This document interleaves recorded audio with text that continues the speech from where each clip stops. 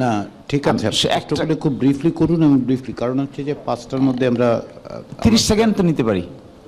30 সেকেন্ডের চার ব্রিফ কি করব? আপনি বলছেন যে 142-কে টাচ না করেই রেফারেন্ডামের আয়োজন করা যাবে। তো আমরা যে জুলাই সনদের মধ্যে সংবিধানের প্রস্তাবনায় কিছু পরিবর্তনের কথা বলছি, তো সেটা কি জুলাই সনদের অন্তর্ভুক্ত হলে সেখানে 142 টাচ হয়ে যাচ্ছে না? এখানে আমি ব্যারিস্টার সাহেব একটু শেকায়েত করি। প্রস্তাব করা আর সংবিধান অ্যামেন্ডেড হয়ে যাওয়া এক কথা নয়। তো সুতরাং যেহেতু আমরা প্রস্তাব করছি, কনস্টিটিউশন অ্যামেন্ডমেন্ট করে ফেলছি না, ভবিষ্যতে করব, এই জন্য 142 এখানে দরকার। তখন এক্সট্রা আর্গুমেন্ট হবে যে হোয়াট ইউ আর সেইং, আপনি যেটা ডাইরেক্টলি বলতে পাচ্ছেন না, এটা ইনডাইরেক্টলি বলছেন আর কি। মানে যে কথা আপনি সরাসরি কেন এই রেফারেন্ডামের আশ্রয় নিচ্ছেন, সংবিধানে কতগুলো পরিবর্তন করার জন্যই।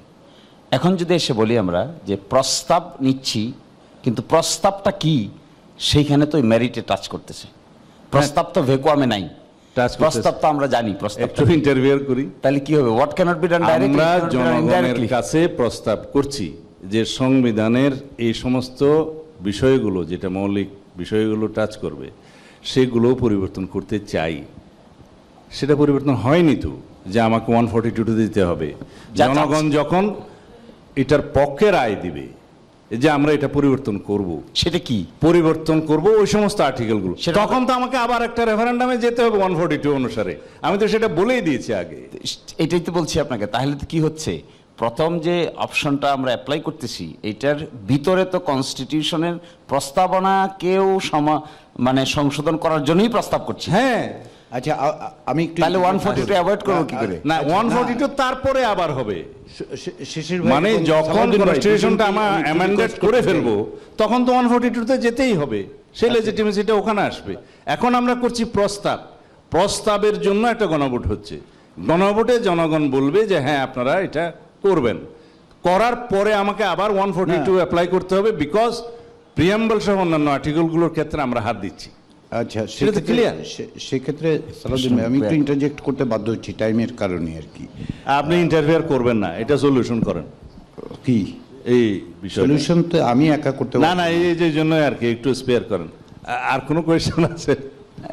এই প্রশ্নটা কিন্তু একবার উঠবে যে যে জিনিস আপনি ডাইরেক্টলি করতে পারেন না, সেই জিনিস আপনি ইনডাইরেক্টলি করার চেষ্টা করছেন। আমি আমরা যতই চাচ্ছি, করে ফেলেছি এবং করব, এই প্রশ্নটা হচ্ছে মেইন।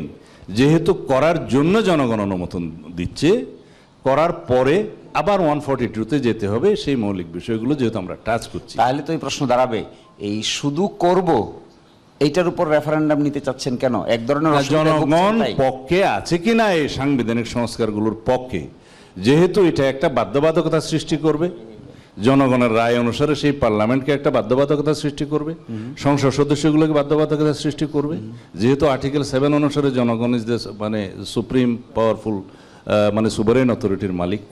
তো সুতরাং ওর প্রেক্ষিতে, তাদের অনুমতির প্রেক্ষিতে আমরা কনস্টিটিউশনটা গ্রহণ করলাম, এবং সেটা গ্রহণ করার পরে আবার 142 আসবে, এই জন্যই যে আমরা মৌলিক বিষয়গুলোকে টাচ করছি, ইনক্লুডিং প্রিয়াম্বল।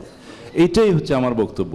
এরপরেও আমি পরিষদের কনসেনসাস কমিশনের নলেজের জন্য বলছি, এরপরেও আমাদেরকে গভর্নমেন্টের সমস্ত এই গৃহীত অর্ডিন্যান্স সহ সকল কিছুর জন্য বৈধতা দিতে হবে, লেজিটিমেসি দিতে হবে চতুর্থ তফসিলে। সুতরাং এটা নিয়ে ভবিষ্যতে আর কোনো প্রশ্ন আসবে না।